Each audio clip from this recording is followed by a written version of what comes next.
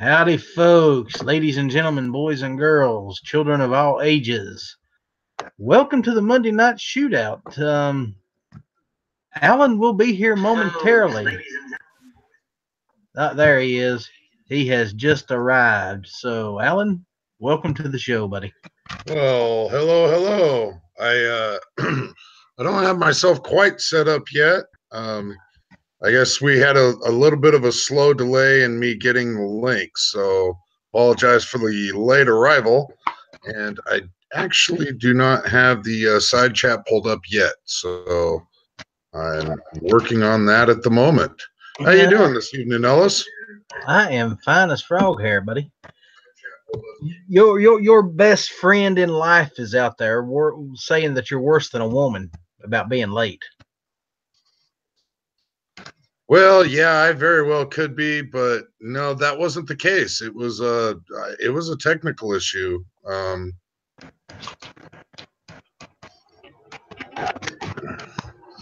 So yeah, when you go to send out a link, might want to give a little bit of time for people to get their ducks in a row here. Yeah. So rookie-ish, man. That's terrible. It's terrible. I understand, but in my defense, I was just on Matt's chat and jumped straight out of there to come and do this. So yeah, I was I had Matt's chat going while I was making up some dinner, some gourmet spaghetti.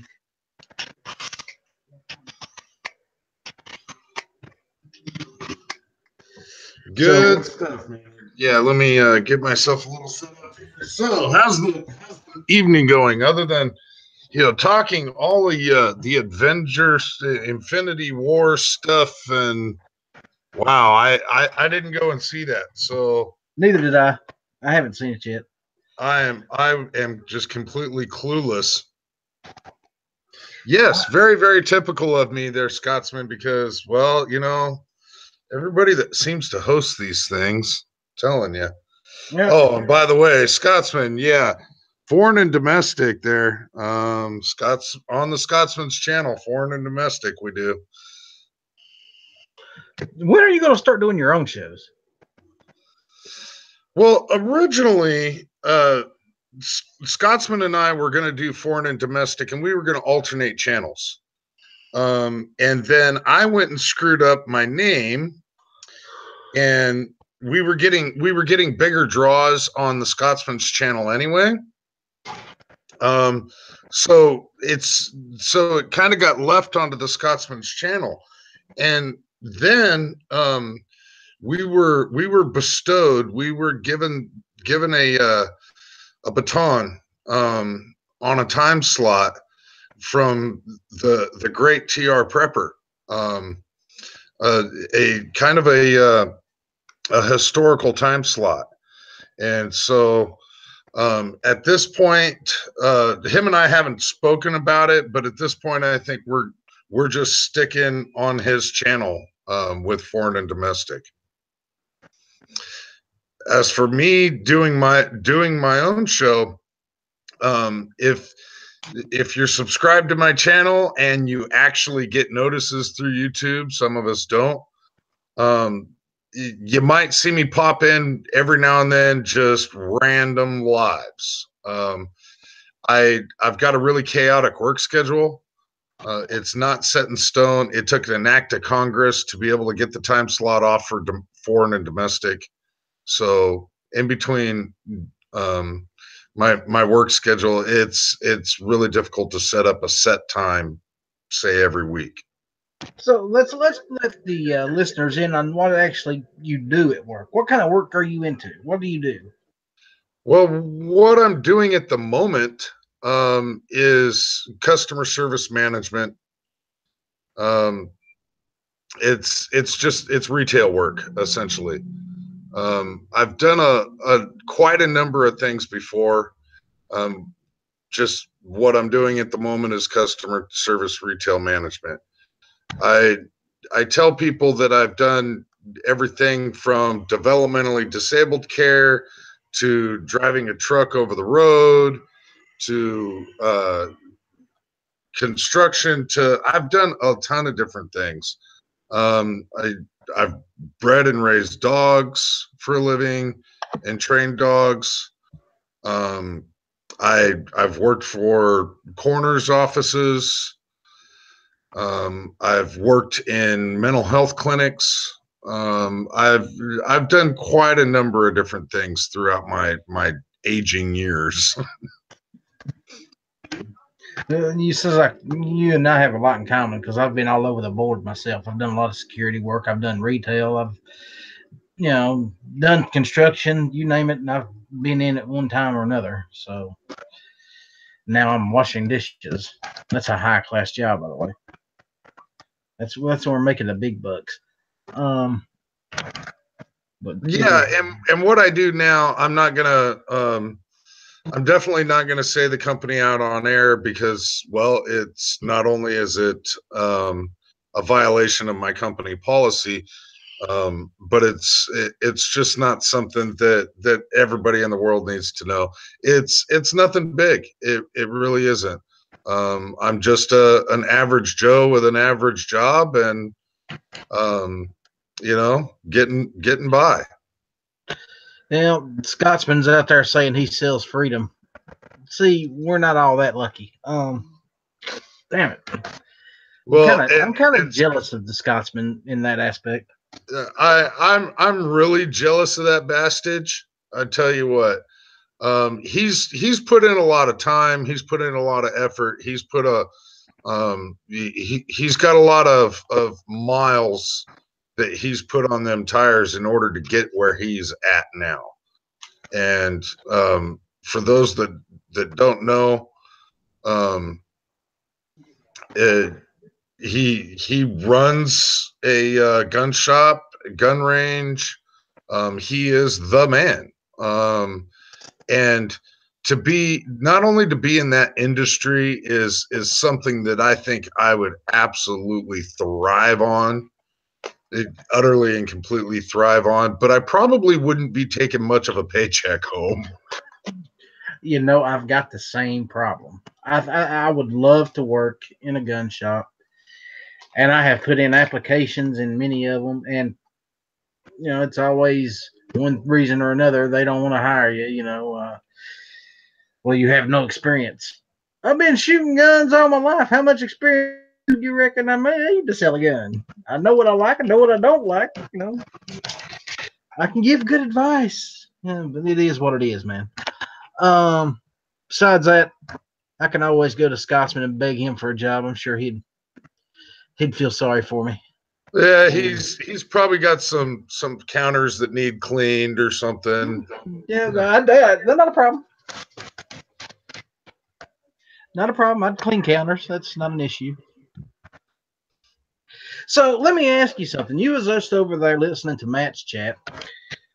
Are you into the comic book things?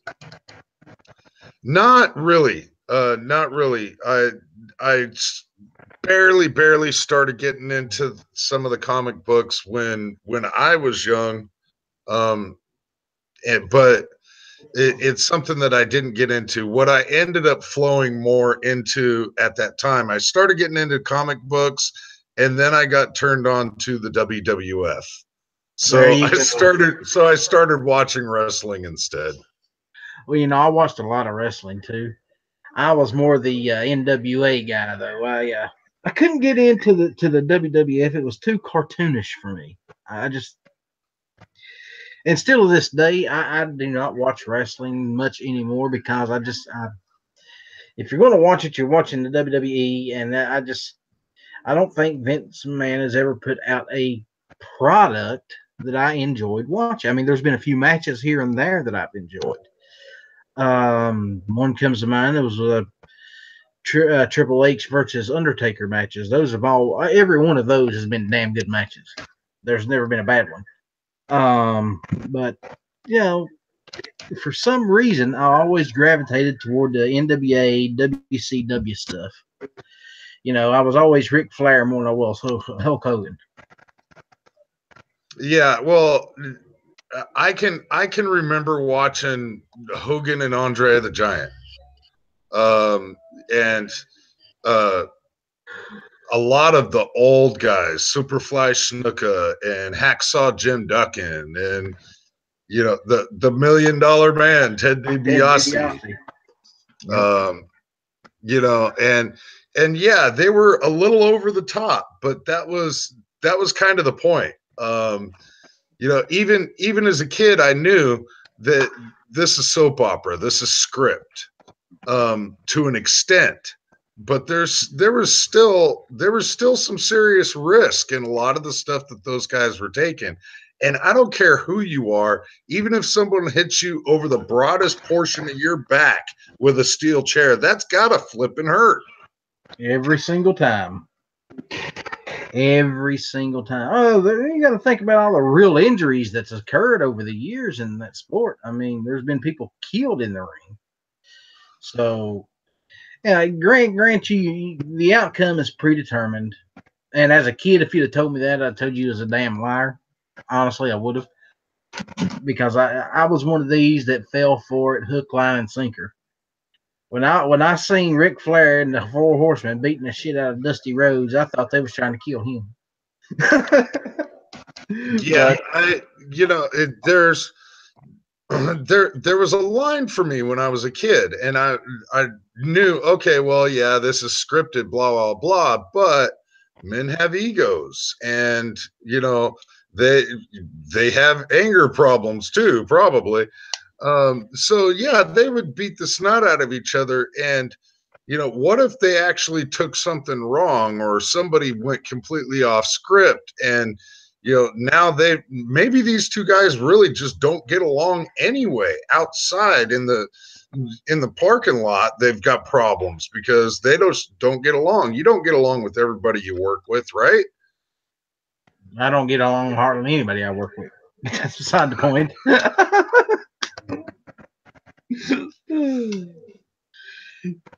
Me and the boss get along okay, I guess, but everybody else. I have an issue with dealing with people that have a lack of common sense. So, well, and that's getting really rare these days. I don't know what happened to common sense, but common sense is not common anymore. It really isn't. I can't tell you how many times a day I'm just like, seriously, just look at somebody, and because one of the things that I do like to do, I like to watch people for sport, and just see how they react to different situations and see how they interact with each other. One of the things that I find that's really amusing is when you go sit down at a restaurant or something, and nobody at the table next to you is talking to each other. Everybody's got their phones like this, and everybody's plugged into their phone, and nobody's saying a word to each other, but they're like texting across the table. So we both gravitated to doing YouTube videos for about the same reason. Me, I do the live shows, and you occasionally put out a video about a gun here and there. But it was firearms that brought us to the table. What firearms is it that, as a child, that you looked at and says, "Wow, one day I'm going to own one of those"? That's a pretty good question. I was actually brought up around more revolvers than anything else. And if you know my channel at all, I don't have a single revolver that I show. I'm not going to say that I don't own a revolver, but I keep the amount of firearms that I do show on my channel to an extreme minimum. And some may think it's just dumb, but anyway, people can think what they want. I do still have a love for revolvers, but the guns that I thrived on, the 357 Blackhawk with the 8-inch barrel. Oh man, that was like cream of the crop back when I was a kid. And those guns I still have a respect for. I really do. I have a high respect for those guns, but they're not really guns that I'm interested in owning now. The stuff that I'm interested in owning now is more the modern stuff. Because it is what it is for me. A lot of people are into milsurps. That's great. I've never been into milsurps. You know, I was like you. I was raised around guns my whole life. I can't remember a time as a child where I didn't have a gun in the house. I got an echo here. Hold on a second. Let me turn my mic down some. Um, and then I, started watching cop shows and action movies, and I got to see different types of guns. I remember shows like Magnum PI and oh God, what was a couple of the other ones that I watched? Miami Vice, 1911. Miami Vice, I tell you, Miami Vice. That right there was one of them. A-Team. A-Team, yep. Come on, A-Team. You know, who didn't show more love to the AK-47 than the A-Team? Well, that and Mini 14s, because all those most of those rifles they were using were all Mini 30s or Mini 14s. If you ever took a real good close look at them. Yeah, that stuff, and in all actuality, I would like to have a Mini 14. I don't have one. I would like to have a Mini 14. I don't have an AK. AKs just aren't my flavor. I'm an AR guy. But would I own one? Absolutely, I'd own one.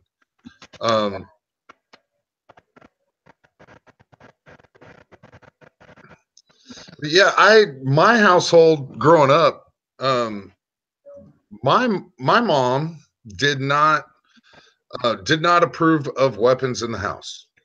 And so when my dad would get a gun, we would end up going somewhere, and then he'd say, "Hey, check it out, guys! I picked up this new pistol, or I picked up this new rifle, or whatever." And he kept all of his weapons at my grandparents' house, of all places. And my grandparents were anti ownership, sorta. My grandfather had been a veteran of numerous wars, and just didn't have a feeling like he needed a weapon of any sort. But as a young kid, I didn't grow up with weapons actually in my house. I did grow up with weapons that I had acquired and would keep over at friends' houses or at relatives' houses. But up until about 10 years ago, my my mom was like kind of anti-gun. She's definitely turned the page. Her husband now is a carrier. They've got numerous weapons in their house, and she understands what the Second Amendment was written for now. And she started getting into politics, and she's like, wow, no wonder people want to be able to defend themselves against a tyrannous government, because it's going to end up going that direction sooner or later. No, it's already started to go that direction. And there's a little comment out in the chat that I need to address real quick. Phoenix, when we were talking about the A-Team, was saying that they were using the AR rifles, the 5.56 from on there. The original television series, the A-Team used Mini 14s. I think the opening shot they had like an M60. They used 1911 pistols, and if I'm not mistaken, there was an M79 in there somewhere, a grenade launcher. So Now the new iteration of that movie that came out a few years back, they were using them AR-15s, but in the original series, it was mostly Mini 14s.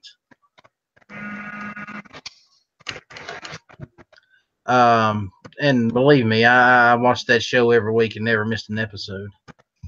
And if you're a Mac lover, you would have been watching, like we were talking about earlier, Miami Vice, because there was a Mac on there every week.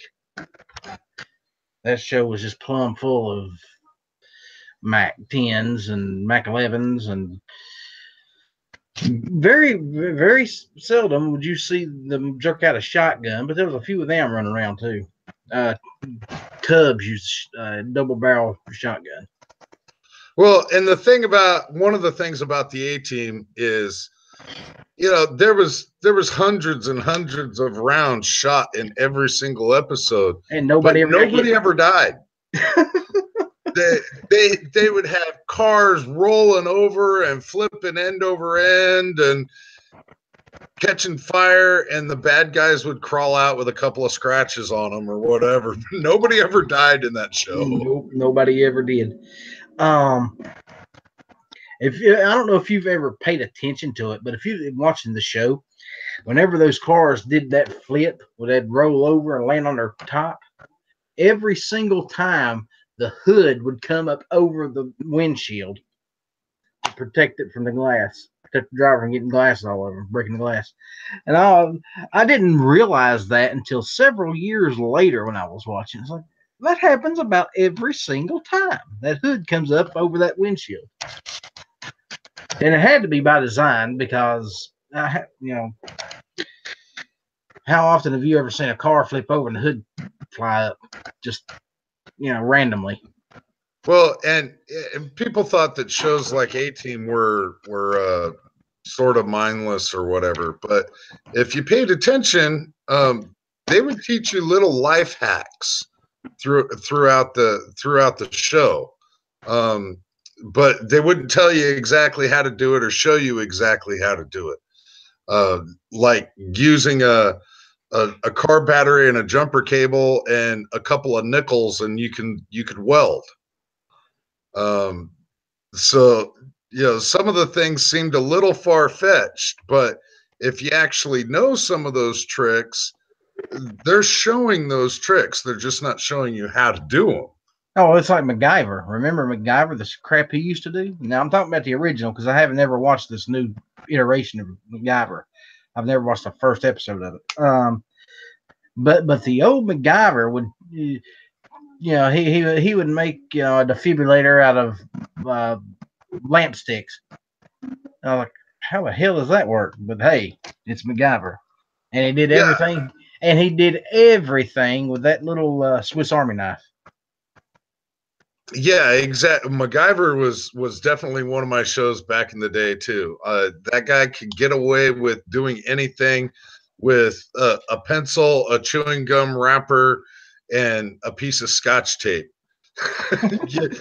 he could get out of any situation as long as he had that little freaking Swiss Army knife. He was golden. Yeah, I swear, buddy. I wish I was that talented. Or at least I wish my life had those riders. I'd be doing pretty good. And, I think we'd all be riding a little higher on the horse, wouldn't we? Alan, now what brought on your partnership with the Crazy Scotsman? What brought on Foreign and Domestic? How did that whole thing get started? The Scotsman and I had been I actually got acquainted with the Scotsman through Rich 1911, which was Rich 4150 at the time, which he might be Rich 223 now. But I actually got acquainted with him via one of Rich's live streams, and we ended up doing live streams together for a little bit, and he asked for my contact number one day, and I sent it to him, and he called me up. The show itself was his idea entirely. He called me up and said, "Hey, look, I'm wanting to start doing a weekly show, and I'd like for you to be the co-host on that." So foreign and domestic was literally entirely the Scotsman's idea. We threw around a few different names and stuff, and he again came up with foreign and domestic. He also came up with the logo, and it's been going really, really well. It's been it hasn't been going that long, but we've started to develop a good following. We've been able to do a number of things for benefits for a couple other YouTubers, and this is something that not only YouTubers but also for hashtag Justin's Final Mission. And this is something that is absolutely entirely awesome, and it has everything to do with the community that we actually have out here on YouTube. That's one thing about you two.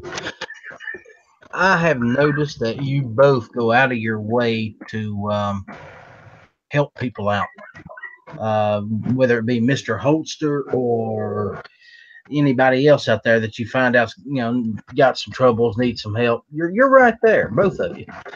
And I'd like to take just a second out of the show tonight and say to you personally, thank you very much for what you're doing, because if it shows that the people in the gun community and the firearm community are more than just guns. We're more than just about guns. We have hearts.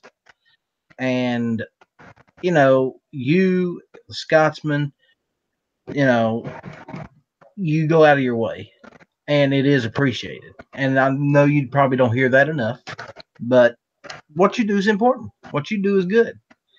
And I hope that you both continue to do the things that you do. Any of us could fall on hard times. Any of us. And it's good to know that there's people out there like you that's willing to stand up and say, "Okay, you need help. Let's get some together and get it done."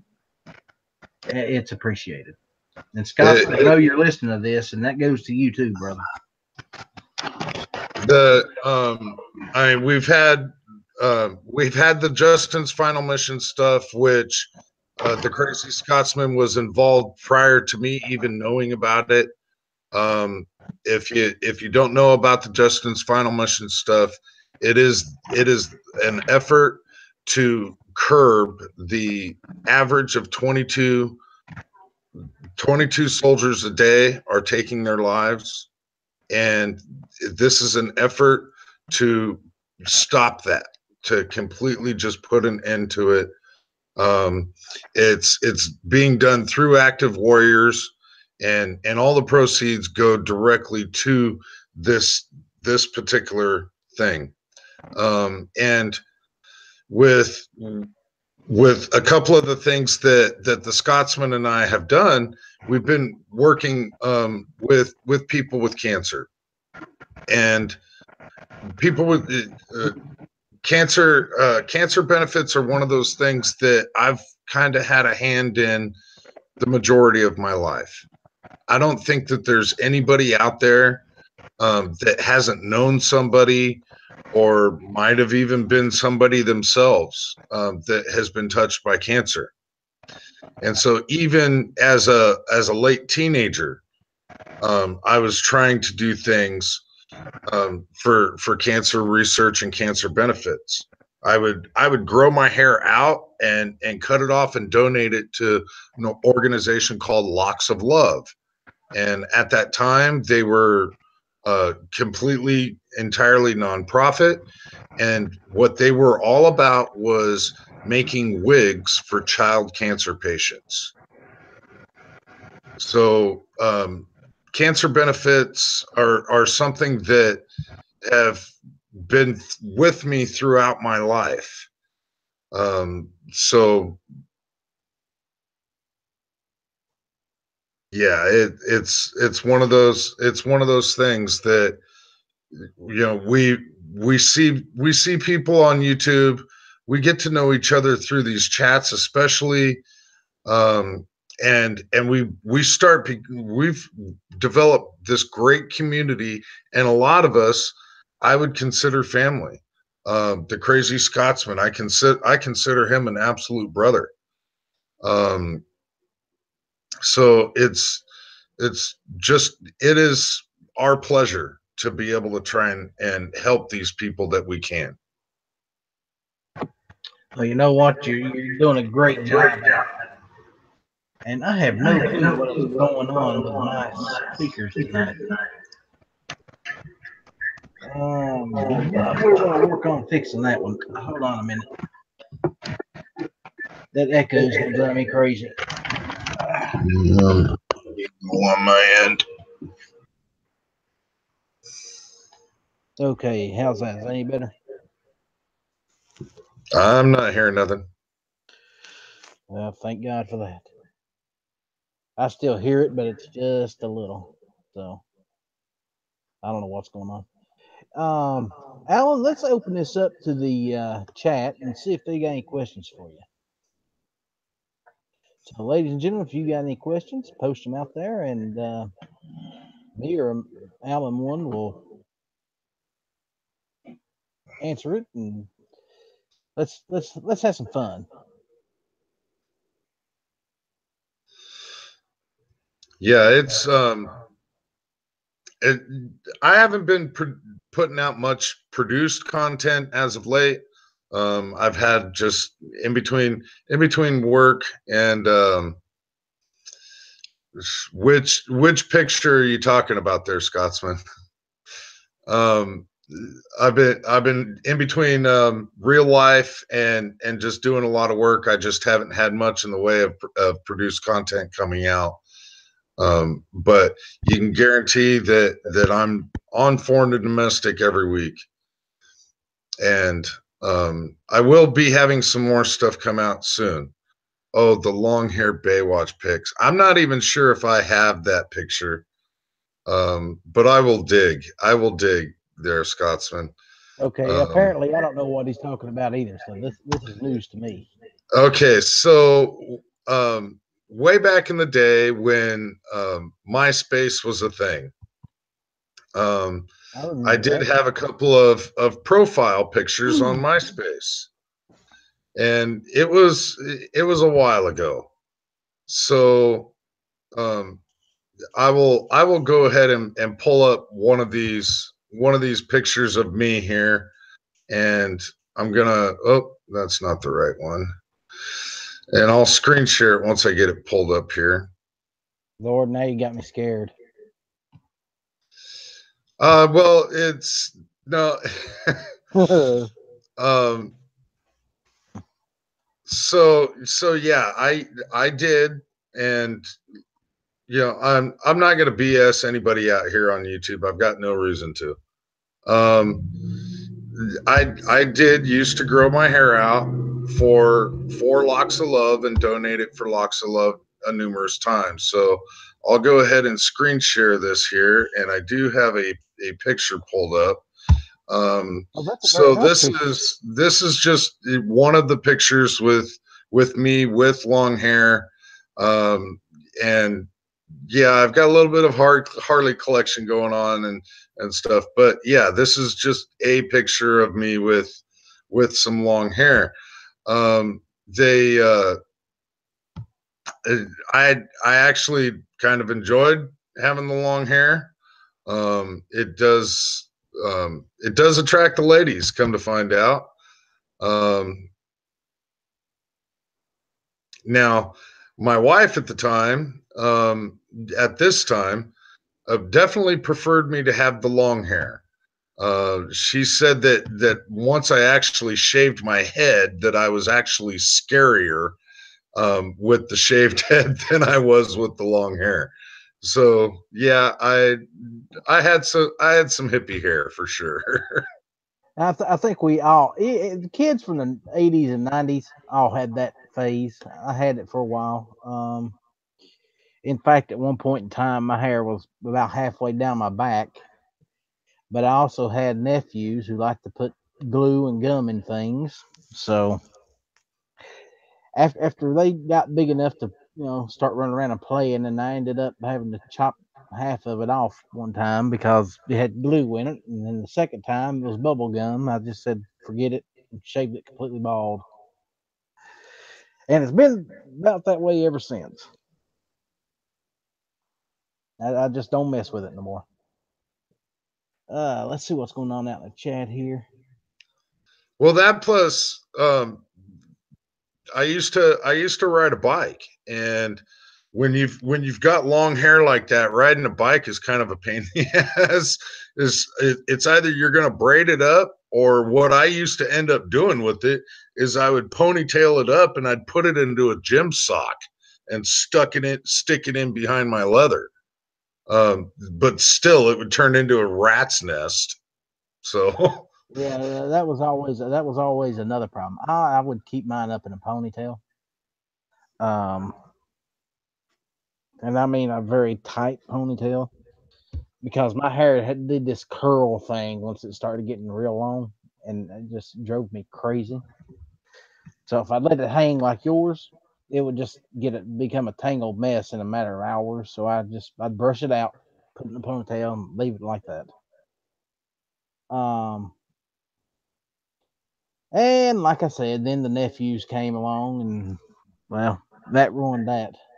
So, and you're right, the women did love it. I don't understand why, but they did. So if you're single and you're looking for a woman, grow your hair long.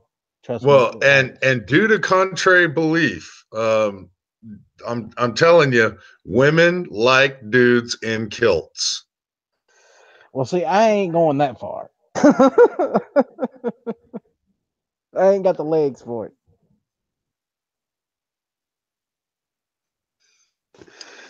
Oh Lord. Um, actually, I've got the heritage for it. McCoys were, of course, Scottish, and Hatfields are English, so and Irish, apparently, somehow or another. How that works out, I'm not sure, um, but yeah, I just never got into the kilt thing. Which we had that discussion a few weeks back, didn't we, on one of the chats Yeah, about and I how, I think at the time we had Gunpowder Beauty in the room, yeah, and she told it. She told it. I mean, women do like men that can wear kilts. I mean, it's pretty damn manly for a guy to be able to wear a kilt. So hey, and if he can play a bagpipe, more power to him. See, that's when you really get the girls wearing a kilt, playing the bagpipes. Then you got something. I bet the Scotsman can play a bagpipe. well, I know that he can smoke a tobacco pipe, but other than that, uh, Mm. musical instruments. Well, all right. So you just brought up another topic there. Um, I'm pretty well into music. Um, I I suck now at singing because at one point in my life I tore my entire vocal cord box to shreds. At one point I was a trained singer. I started playing music in the first grade. Um, and I used to play piano and trumpet and violin. I've played a number of different instruments. These days, I'll pick up a guitar. Um, Now we just both got a question. Um, they were asking who was it here? Hope I didn't lose it. I think it was Nightwolf was asking what our carry guns were. What is your carry gun these days? Right now, the carry guns that I'm going between is going to be the Sig P320C in the FDE and the Ruger LC9S Pro. Good Those are choice. the two that I'm alternating between. The one that I carry most of the time would be, well, up until the time I got that GP 100, was the SAR B6P compact. But now, when I go fishing, the GP comes out with me. So there's just something about alligators that demand something a little bigger than a 9 millimeter. I just didn't feel too comfortable dealing with those toothy bastards with just a 9 millimeter. Yeah, and well, now I live in the middle of Iowa. We don't really have that much in the way of predatory animals. Hell, we don't even have snakes out here. I came out from Iowa from the middle of Arizona where we had Mojave greens, and those things are like the most deadliest snake in the United States. Um, so I I was a little accustomed to some predatory animals in some of the other places that I've lived, but uh, here in the middle of Iowa, I don't really have any predatory animals that aren't two-legged. So and yeah, it don't take much to take out one of the two-legged ones. Yeah, so I'm pretty good carrying the 9 millimeter, but in all actuality, I've been making a lot of noise about it, and I really wish I could have already had it by the 25th of this month. But I really have been bugging on picking up a 10 millimeter. Why? Well, Because it's one bigger than nine. Why not? yeah, well, see, that's the Scotsman just said I need to get an 11 millimeter because it's bigger than a 10. In all actuality, I think I've isn't a 45 and 11 millimeter, or is it a 12? I I'm Uh, really I not think I'm really not sure on that. I know the ballistics on the 10 millimeters out now are really nice. They're looking at those numbers. That's looking damn tasty to me. yeah. Um, there's there's a few guys that I've been drooling over some of their 10 millimeter collections. Ibomi is one of them. Man, this guy has started developing a 10 millimeter collection that I am envious of. I'll tell you what I'm interested in is a 357 Sig. There's just something about that round that just catches my attention. I don't currently own any handguns in 357 Sig, but I intend to get a couple. Just because I've read some of the reports on the round itself. Um, Hard barrier penetration is freaking excellent with one of those. Uh, it actually outperforms the 9 millimeter and the 45 and the 40. So you know, take that for what you will. Um, Now he was asking earlier about our carry guns. Well, I'm fixing to buy a CZ Rammy to carry at work. That's going to be the work gun, and small, compact, and still holds 10 rounds in this short magazine. So I think that's just the perfect choice. Yeah, I really wish that I could carry at work. That bugs the snot out of me. It quite bothers me. Not only because I I'm not carrying, of course, but I also work in retail. I'm dealing with cash, and cash is king. So it really quite bothers me that I can't carry at work.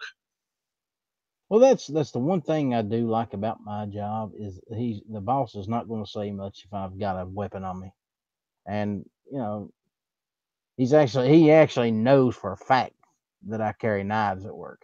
He's seen me use them. He's walked by and just looked at me and says, "Okay," keeps going. Well, And and that's basically what I've been what I have to step down to. I would absolutely love to be able to carry my pistol, but I can't carry my pistol. So when I walk into work, I have three blades on me. One of them is my regular EDC blade. It's a Camulus Barbarian that rides horizontally on my belt line, and I have it placed so that I can access it with either hand. Um, yeah, it's one of those things. It's one of the reasons why I prefer to carry in the 4 o'clock position with my firearm is because I can also reach it with my left hand.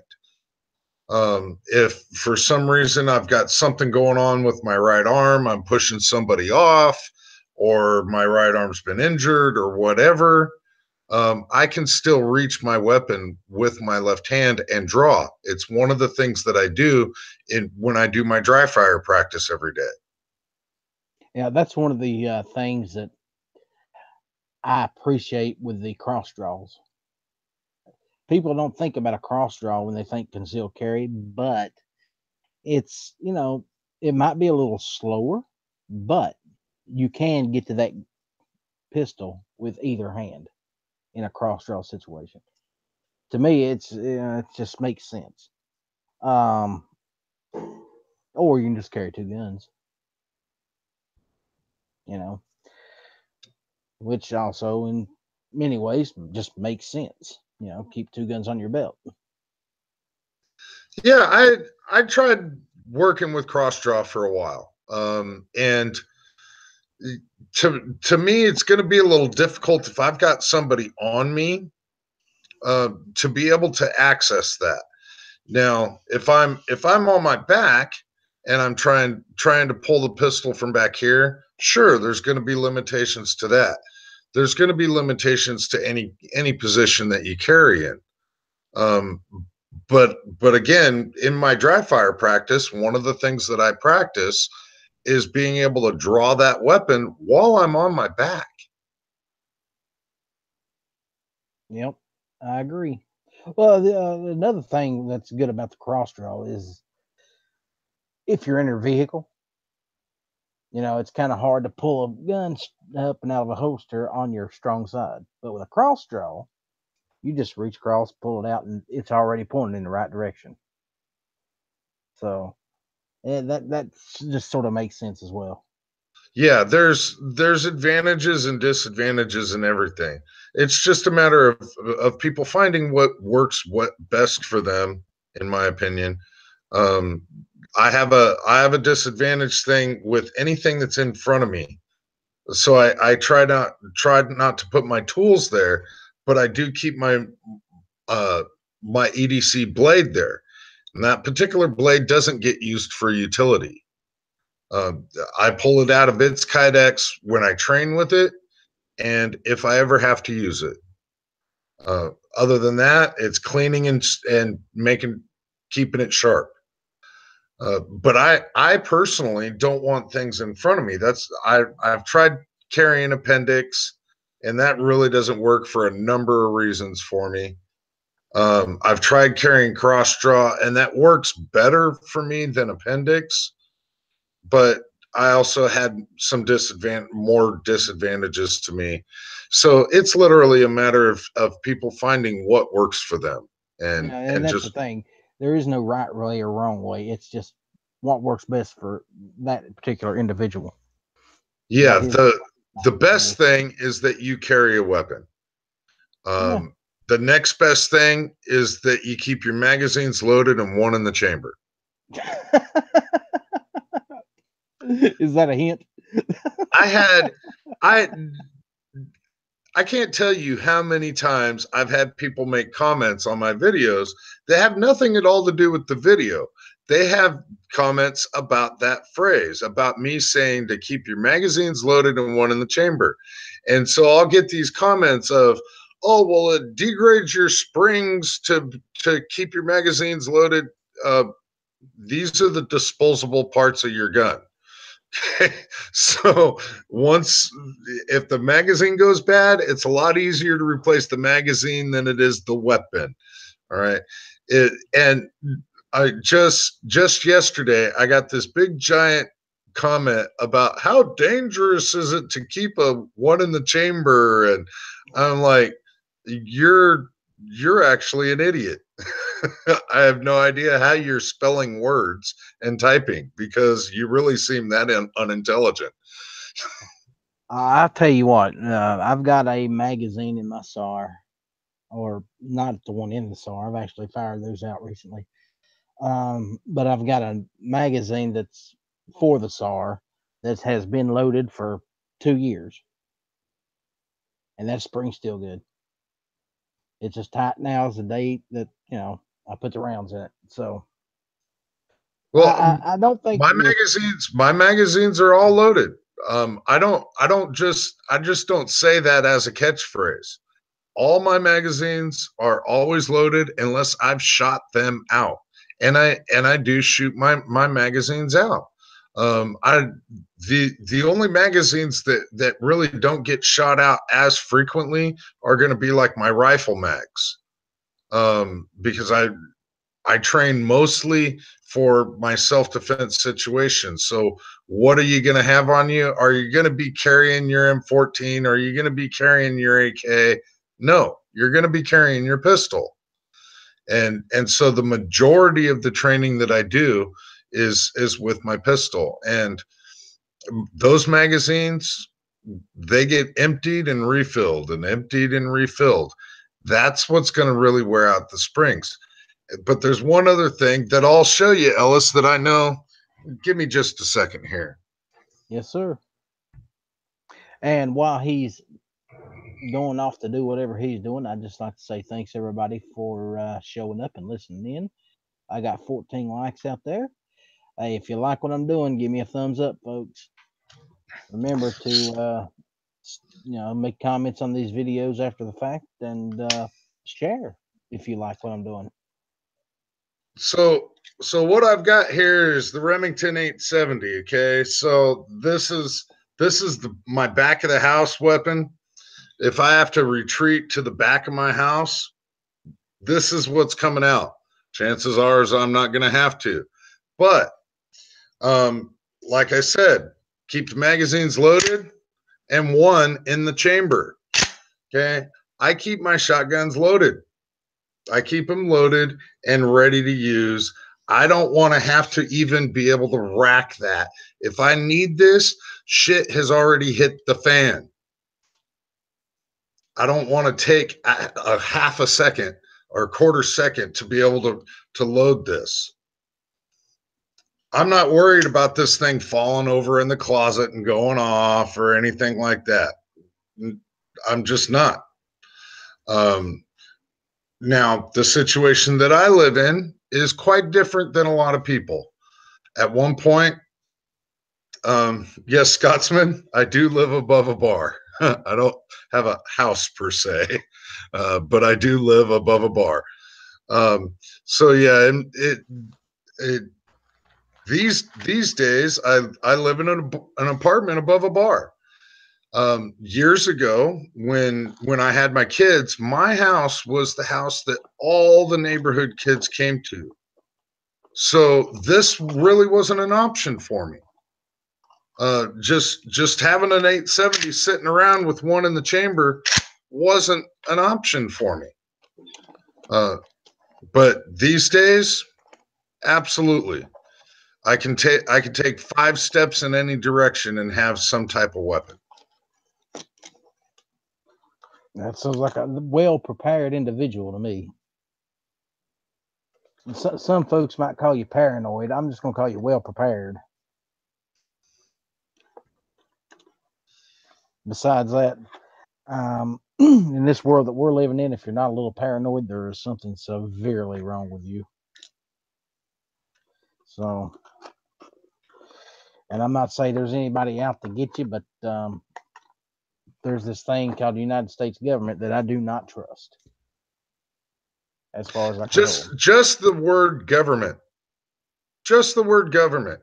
it's not about the United States. It's governments, period. Governments throughout time have taken it upon themselves to make their people their victims. Yep. And I'm not going to be a victim to anybody, including the government. But, Precisely. ladies and Precisely. gentlemen, I choose not to be a victim. well, and that's the thing. Uh, if you're not paranoid about your government, and that's a two-way street. You should be paranoid about your government, but your government should also be paranoid about you. It's a healthy thing when the government worries about what its citizens might do if they screw up. And that's why we have the Second Amendment to put that paranoia in their hearts and in their minds. You screw up, this is checks and balances. People talk about checks and balances all the time.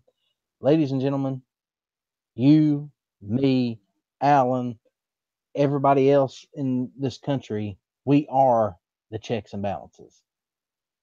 When we screw up, the government comes down on us. When the government screws up, it's time for us to come down on them. They step over that line, that's when we step up. And that is why we have a Second Amendment. Have we ever had to actually use it for that purpose? Came close. Came close a few times. But, not yet.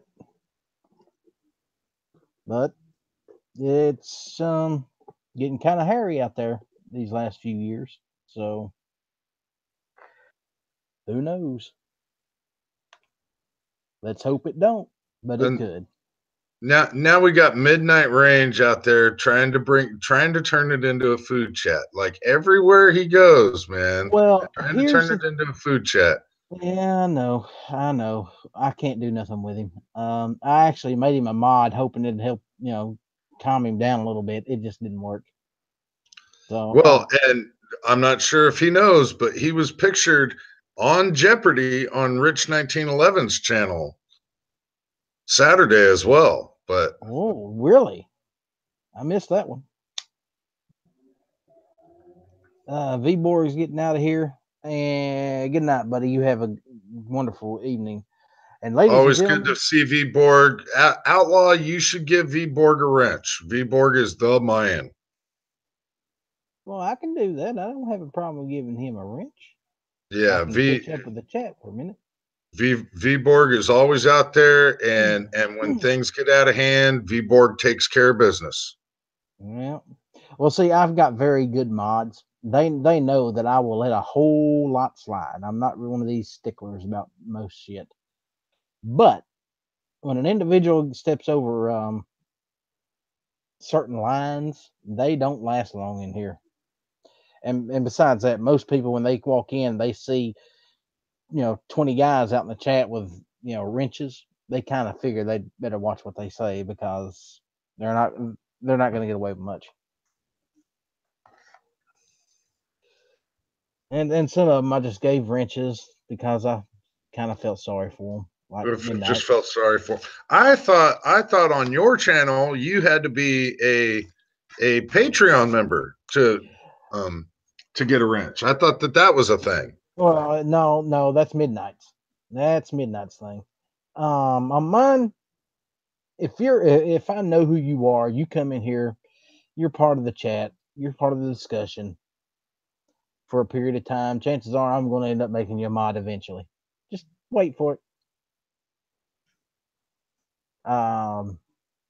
Ghost is a mod, and he's not in here at the moment, but he's definitely a mod. He's probably listening. If you are, hi Ghost. Clover is also a mod. G Webs don't say a whole lot on the YouTube side, but if you ever did, I'd make him a mod as well. Yeah, most of the guys I do chats with, I also make mods because I trust them. They know who I am. They know how I am. More importantly, so you know. And then there's the crazy Scotsman who's Just he's a crazy. yeah. It's just Well, crazy. he deserves to be a mod just for that. So last night on Foreign and Domestic, um, just yet another crazy thing. Um, we have the hashtag. It's all about Jack.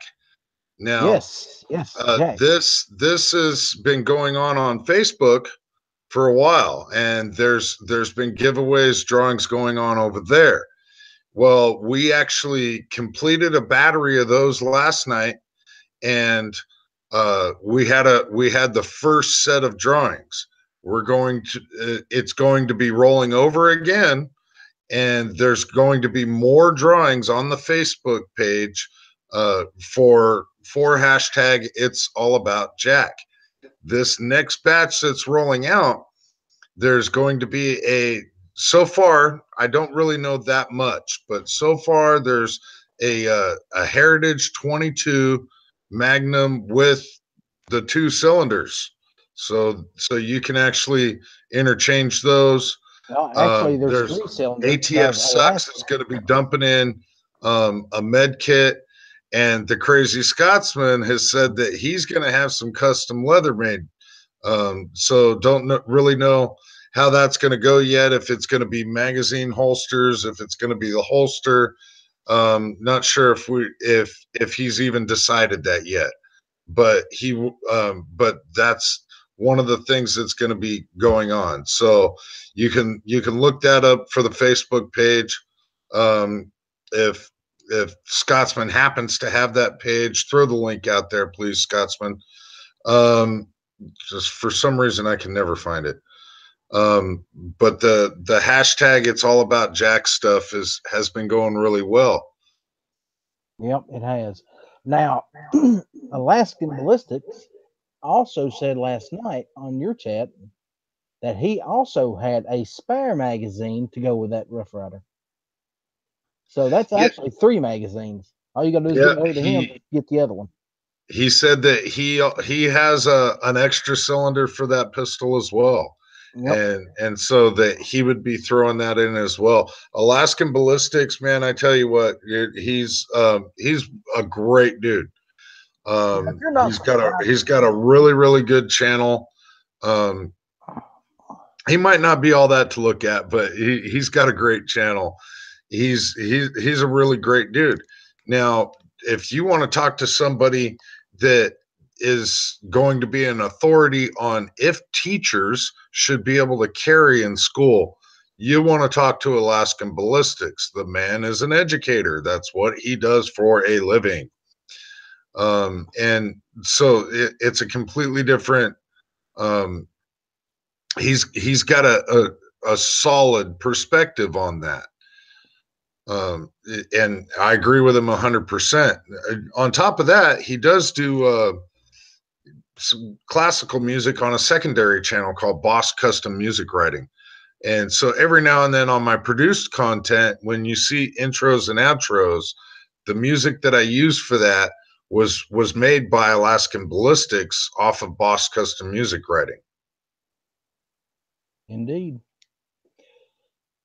Well, ladies and gentlemen, this has gone on for about an hour and 10 minutes now. So we are going to call it close for the night. I will be opening up a late chat tonight, right after the Daily Gun Show, which has been started now for about 11 minutes. So I'm chewing up G Webs' time here. I don't like quirking G Webs.